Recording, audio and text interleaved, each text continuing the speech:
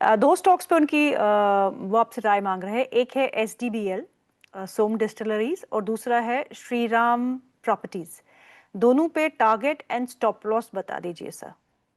और देखिए, एचटीबीएल में सुबह बहुत बेहतरीन मूव आया था, वॉल्यूम के साथ था, लेकिन पूरा फिजल आउट हो गया। और ये प्रॉब्लम एचटीबीएल में ऑफलेट काफी रही है। इसने 411 दिन के कपनैंडल पैटर्न का ब्रेकआउट भी 154 पे दिया था, फिर फिजल आउट हुआ। सेकंड अटेम्प्ट मार रहा है, लेकिन जो स्विंग आई बना था 163, वहां पे फिजल आउट हो रहा है। तो और मेरे ख्याल से यहाँ पे एचटीबीएल में 4-6 हफ्ते कंसोलिडेशन चाहिए बड़ी अपमूव बनाने के लिए।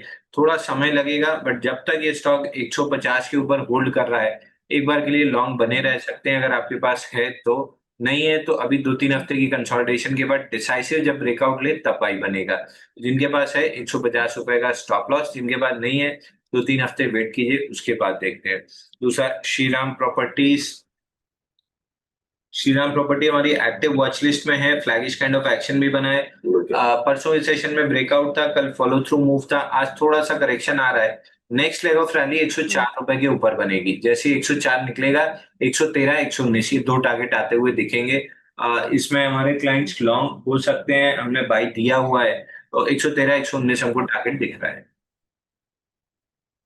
ओके, अगला सवाल ले लेते हैं। अगला सवाल है अबरार शेख का। वो पूछते हैं एलेम्बिक के बारे में। उनके पास एलेम्बिक है जो उन्होंने 116 रुपए 60 पैसे पे लिया है।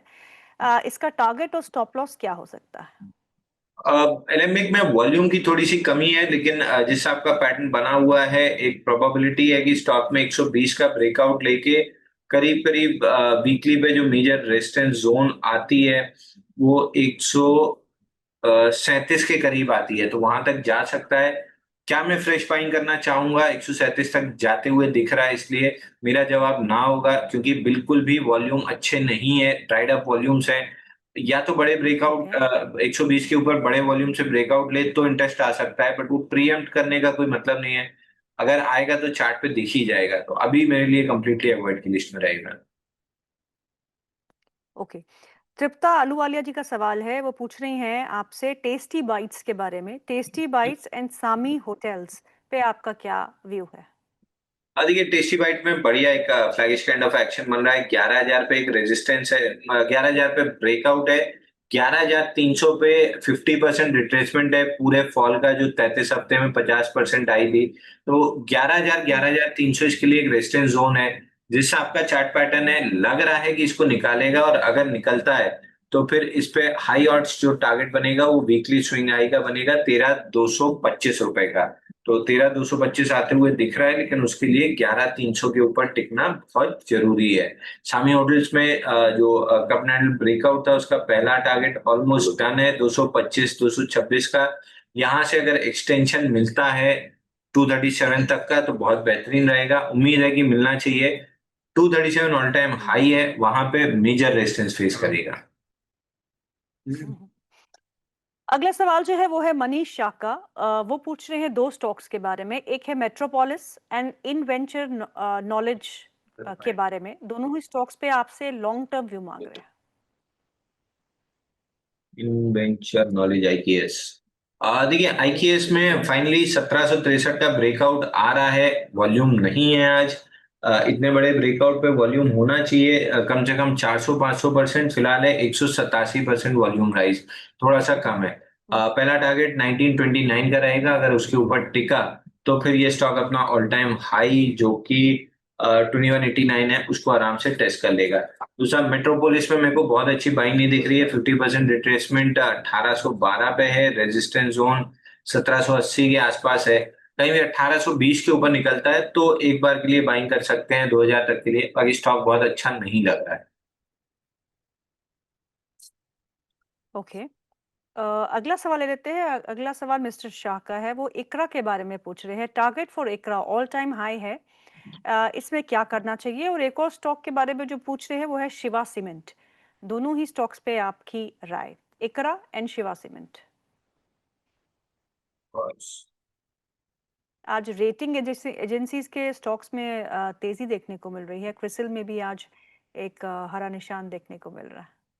देखिए शिवा सीमेंट में एक बढ़िया अपमूव आ रही है, फ्लैगिश काइंड ऑफ एक्शन ट्रिगर हो रहा है, 36 रुपए निकालता है, तो एक मोमेंटम आपको 41 तक मिल जाएगा। उसके लिए प्ले करना है तो 36 के ऊपर कर सकते हैं। बाकी लोअर एंड पे पैटर्न फॉर्म हुआ है तो बहुत बड़ी मूव मत एक्सपेक्ट कीजिएगा। लेफ्ट साइड में ओवरहेड सप्लाई इसको रोकेगी। ICRA near about all time high के आसपास है, ऑल टाइम हाई करीब 7400 के आसपास है, फिलहाल 6800 चल रहा है। जिस आपका पैटर्न है, हम्म। अगर 6900 का ब्रेकआउट मिलता है तो फिर ये स्टॉक अपना ऑल टाइम हाई टेस्ट करने जाएगा। तो अगर आपके पास है तो बहुत बढ़िया, नहीं है तो 6900 के ऊपर ब्रेकआउट बाय कीजिएगा। दोनों केस में एग्जिस्टिंग होल्डर हो या फ्रेश बाइंग 6900 के ऊपर जो करता है, स्टॉप लॉस 6490 का क्लोजिंग बेसिस पे आएगा। ओके, नमन दुबे जी का सवाल है, जेएसडब्ल्यू इंफ्रा में क्या करूं, 303 के भाव पे लिया है, अब क्या करना है? इन्वेस्टर है तो होल्ड कीजिए, ऑल टाइम हाई मिल जाएगा। ट्रेडर है तो अभी भी आपके लिए पैटर्न की कोई फॉर्मेशन नहीं है, अवॉइड करना चाहिए। हम्म। ओके। प्रिया का सवाल है, वो आर्केड पे पूछ रहे हैं आपसे। आर्केड उनके पास 200 रुपए के भाव पे उन्होंने लिया है। वो सजेस्ट कर रहे हैं कि वो आपसे पूछ रही हैं कि टारगेट क्या होना चाहिए। और देखिए परसों ब्रेकआउट कल फॉलो थ्रू मूव दोनों आया था। जो इमीडिएट स्विंग हाई था लेफ्ट पे 204.40, उसी ने सप्लाई दी है और ये सप्लाई प्रोबेबली एक आध दो दिन और चल सकती है। नेक्स्ट लेग में जैसे 205 रुपए निकलेगा, स्टॉक में 220 तक की अपसाइड आ सकती है। इसमें स्टैंडर्ड डिस्क्लेमर दे दूं, हमारे क्लाइंट लॉन्ग हो सकते हैं। तो हमने बाई रिकमेंड किया है 218 के स्टॉप लॉस, 218 के टारगेट के लिए 191 के स्टॉप लॉस के साथ। हम्म। जो आप अभी लिस्ट देख रहे हैं अंशुल, उस लिस्ट में कोई ऐसे 3 स्टॉक्स बताइए जिसपे आपको बहुत ज्यादा कन्विक्शन है। देखिए मेरे को कन्विक्शन सुबह था गोकुल एग्रो में, जब मैं मॉर्निंग में मीडिया पे लाइव भी था तो मैंने गोकुल एग्रो बताया भी था। गोकुल एग्रो कितने में बताया था? 294 पे बताया था, वहां से स्टॉक ऑलरेडी 316 रुपए आ चुका है। तो जनरली मोमेंटम पहले आधा घंटे में बनता है या आखिरी 2:30 बजे के बाद बनता है। मिड सेशन में मोमेंटम थोड़ा सा मिसिंग रहता है, तो थोड़ा सा मुश्किल होता है बताना। बट हाँ, कल वापस से जो पुराना स्टॉक है टाटा केमिकल, थोड़े कम वॉल्यूम के साथ सही, लेकिन मोमेंटम बना है, तो एक बार टाटा केमिकल देख सकते हैं 990 रुपए तक के लिए। But mid cap small cap या तो सुबह 1 घंटे का प्ले होता है या लास्ट 1 घंटे का प्ले होता है। तो हम आपसे कब टाइम ले, सुबह या शाम में? सुबह सबसे ज्यादा मोमेंटम बनता है, मतलब मेरी मैक्सिमम बाई कॉल्स सुबह 1 घंटे के अंदर चली जाती हैं, क्योंकि फिर उसके बाद धीरे धीरे फॉलो थ्रू मूव लेके एंड ऑफ द डे तक या तो टारगेट करते हैं या एक आध दो दिन बात करते हैं। ओके, अगला सवाल ले लेते हैं। और अगला सवाल है दीपावली कुमारी का, जेके बैंक पे। उनके पास 500 शेयर है, 107 रुपए के भाव पे लिए हैं। आपसे टारगेट पूछ रही हैं, क्या रखना चाहिए? देखिए जम्मू एंड कश्मीर बैंक में वापस से गैप के साथ करेक्शन आ रहा है, तो मोस्ट लाइकली स्टॉक पहले 99 तक जा सकता है, और 99 टूटता है तो फिर 94 के अराउंड गैप है, वहां तक नीचे आ सकता है।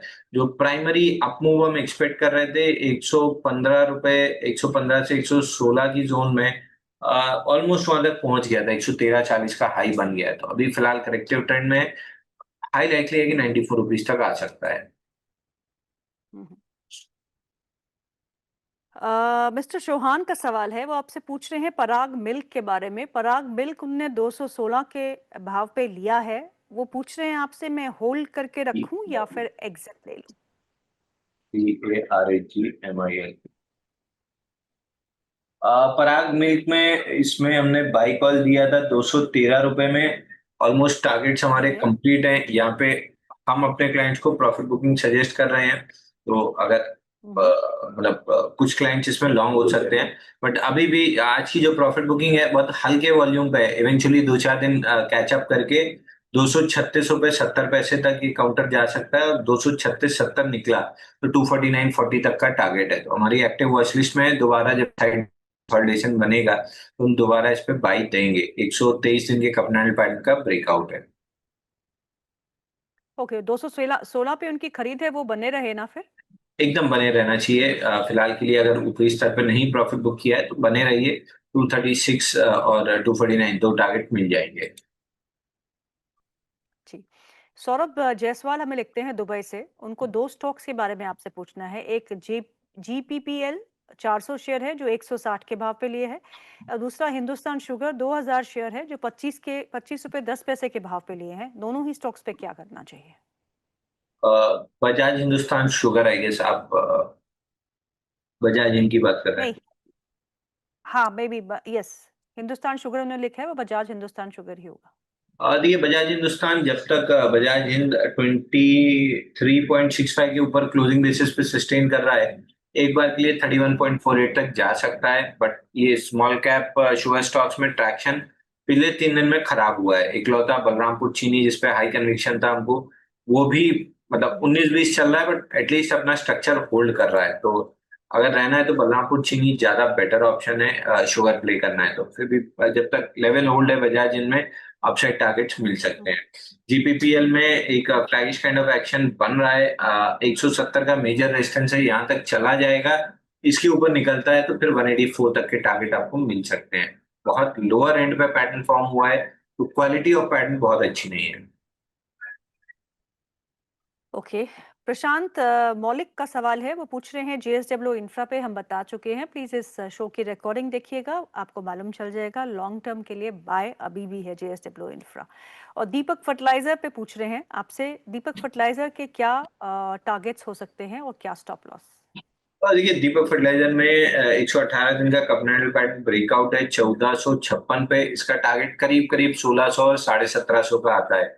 1600 का टारगेट ऑलमोस्ट डन है, 1637 का हाई बना है। यहाँ से 1750 रुपए तक ये स्टॉक जा सकता है। वहां पे फिबोनाची एक्सटेंशन का रेजिस्टेंस है, वो निकलता है तो फिर हम और टारगेट रिवाइज करेंगे। ओके, संजय त्रिवेदी जी का सवाल है, और सवाल है टाइम टेक्नोप्लास्ट पे। टाइम टेक्नोप्लास्ट उनके पास है 449 के भाव पे लिया है उन्होंने। व्हाट टू डू, एंड और जी शिपिंग है उनके पास 1000 शेयर, जो माफ कीजिएगा 20 शेयर जो उन्होंने 1000 के भाव पे लिए हैं। दोनों ही स्टॉक्स पे आपसे व्यू मांग रहे हैं। और देखिए जी शिपिंग परसों के सेशन में मतलब फ्राइडे को एक ब्रेकआउट देने की कोशिश किया था। वॉल्यूम 1317% राइज था 8.1 मिलियन का, बट क्लोजिंग आते आते ब्रेकआउट पॉइंट के नीचे क्लोज किया था। तो अब ब्रेकआउट पॉइंट सरक के ऊपर चला गया 1020 पे। 1020 निकलता है डिसाइसिवली तो फ्रेश बाइंग कर सकते हैं 50% पूरे फॉल का, जो कि 34 वीक्स में 47% थी। उसका 50% रिट्रेसमेंट 1147 पे यहाँ तक आ सकता है। सर टाइम टेक्नो, इसमें स्टैंडर्ड डिस्क्लेमर के साथ स्टार्ट करूंगा। 449 पे हमने अपने क्लाइंट्स को बाय रिकमेंड किया है, तो क्लाइंट्स लॉन्ग हो सकते हैं। ओके, एक फ्लैगिश पैटर्न और राइट साइड में कप हैंडल पैटर्न डेवलप हो रहा है। 449 के ऊपर ब्रेकआउट बना था तो हमने बाई दिया था। जब तक 449 के ऊपर वापस नहीं आता, मोमेंटम बनना थोड़ा सा मुश्किल है। बट इवेंचुअली ऊपर में 506 रुपए का पहला टारगेट दिख रहा है, और हमने 489 का टारगेट दिया है, बट 506 का रेजिस्टेंस है, वहां तक आते हुए हमको दिख रहा है स्टॉक। ओके, निताई दास जी का सवाल है, उनका भी जेएसडब्ल्यू इंफ्रा पे ही है। मुझे लगता है कि सभी आपके पीछे पड़ रहे हैं अंशुल जी, क्योंकि जेएसडब्ल्यू इंफ्रा आपकी कॉल है। सभी आपसे पूछ रहे हैं कि कहाँ पे बुक करना है। सो मैं इनको बता देती हूँ कि जेएसडब्ल्यू इंफ्रा अभी भी बाय है लॉन्ग टर्म के लिए। आप इसको अपने पोर्टफोलियो में रखिएगा, थोड़ी देर शांति से और पेशेंस से बैठेंगे तो अच्छे रिटर्न्स आपको 1-2 साल में मिल सकते हैं। ऐसा अंशुल जी का मानना है। अगला सवाल ले लेते हैं। अगला सवाल है आरबीएल पे, अभिनव जी का। 1500 शेयर है, 221 रुपए 60 पैसे के भाव पे इन्होंने लिया है आरबीएल। शुड आई होल्ड और एग्जिट? कितने बिलियन आरबीएल? 221.60। आरबीएल बैंक होगा, आरबीएल बैंक। आरबीएल बैंक में ऑलमोस्ट ब्रेकआउट बना था 222 का, लेकिन अगले ही दिन वर्टिकली रिवर्स भी कर गया 10 जून को। तो इस स्टॉक में आप 222 232 इस जोन के ऊपर जब जाके क्लोजिंग करेगा, तब स्टॉक में कोई मोमेंटम बनेगा 268 तक का। और मैं बार बार ये कह रहा था कि ये आरबीएल बैंक हो गया, बंधन बैंक हो गया, रिलेटिव स्ट्रेंथ, मतलब रिलेटिव स्ट्रेंथ का तो नामो निशान नहीं है, रिलेटिव वीकनेस पे बहुत ज्यादा हाई है। अगर आपको बैंकिंग स्पेस में रहना ही है तो प्राइवेट सेक्टर बैंक्स में जो टॉप मेजर फोर थे उनमें रहिए। देखिए 6 महीने में कितना अच्छा पैसा बना। इसमें भी बहुत ज्यादा मेरे को उम्मीद नहीं है। अगर एक आध हफ्ता लगा के 222 232 की जोन निकाल लिया तो आपको 268 मिल सकता है। मेरा कतई कोई बाइंग में इंटरेस्ट नहीं है, जिससे आपकी ओवरहेड सप्लाई है, मेरी लिस्ट में नहीं है स्टॉक। ओके। नजीर अली जी का सवाल है, वो पूछ रहे हैं गेल इंडिया के बारे में। गेल उनके पास है 1100 शेयर है, जो उन्होंने एवरेज प्राइस जो उनका आ रहा है वो 202 रुपए का आ रहा है। और टाटा मोटर्स है, एवरेज प्राइस है 705 रुपए। दोनों ही स्टॉक्स पे आपका नजरिया। और देखिए टाटा मोटर ये तो बाइंग जोन के अंदर है, तो यहाँ से बाइंग करके अगर रखते हैं तो प्रोबेबली 2-3 हफ्ते और लगाएगा कंसोलिडेशन। जब भी ब्रेकआउट आएगा 810 रुपए तक का टारगेट मिल जाएगा। गेल में हमने बाई कॉल रिकमेंड किया था 205.63 के टारगेट के साथ, 202.80 का हाई बना है, वहां से प्रॉफिट बुकिंग कर लेना चाहिए। गेल में अब वापस से कंसोलिडेशन 8 हफ्ते की यहाँ पे डेवलप हो सकती है। नेक्स्ट लेग ऑफ मोमेंटम तब बनेगा जब 206 के ऊपर निकलेगा। 206 निकलने के बाद सीधा सीधा पहला ही रेजिस्टेंस ऑल टाइम हाई पे ही बनेगा। तो फ्रेश बाइंग करनी है 206 के ऊपर है, और आप इन्वेस्टर हैं तो रखिए। ट्रेडर हैं तो आपको बहुत जल्दी अभी कोई 4 से 8 हफ्ते कोई मोमेंटम बनता हुआ नहीं दिख रहा है। हम्म। आदर्श पांडे जी का सवाल है, वो पूछ रहे हैं दो स्टॉक्स के बारे में। एक है एंजल वन और दूसरा है कैनरा बैंक। कहाँ एक्यूमुलेट करना शुरू करना है, ये बता दीजिए। उनको खरीदना है। देखिए कैनरा बैंक तो आप कहीं भी ले सकते हैं। 92 रुपीज से मैं रिकमेंड करते आ रहा हूँ, ऑल टाइम हाई जाएगा। 110 112 की जोन आ गई है, यहाँ पे भी लेते हैं और समय देते हैं तो ऑल टाइम हाई आ जाएगा। स्टैंडर्ड डिस्क्लेमर, फैमिली पोर्टफोलियो में 92 रुपीज से लॉन्ग रखा हुआ है ऑल टाइम हाई के लिए। एंजल वन में मेरे को याद है जागरण पे ही हमने बाई कॉल इनिशिएट किया था 2400 कुछ के आसपास। 3010 का टारगेट था जो कंप्लीट हुआ। उसके बाद से स्टॉक ने कुछ भी नहीं किया, एक पंप दिया और वापस डंप कर रहा है। इस डंप में 2745 तक नीचे आ सकता है। फिलहाल शॉर्ट टर्म में जो बाइंग स्ट्रक्चर था वो खत्म हो चुका है। अभी बहुत जल्दी कोई बाइंग पैटर्न डेवलप होता हुआ नहीं दिख रहा है, तो ये स्टॉक मेरे लॉन्ग टर्म शॉर्ट टर्म किसी वॉच लिस्ट में फिलहाल नहीं है।